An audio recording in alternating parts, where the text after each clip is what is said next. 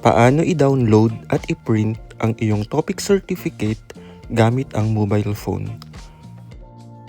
Pumunta sa topic website topic.go.kr,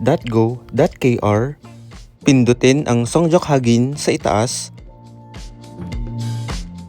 Dito sa test classification, piliin kung PBT o IBT.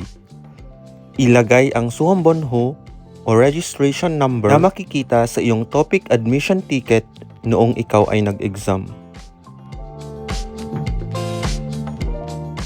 At piliin kung kailan nag-exam. Ilagay ang date of birth,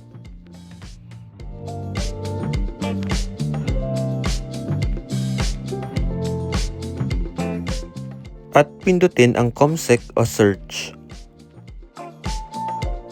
I-scroll pababa, pakanan, at pindutin ang Chulyok o print. At dito, lalabas ang iyong topic certificate.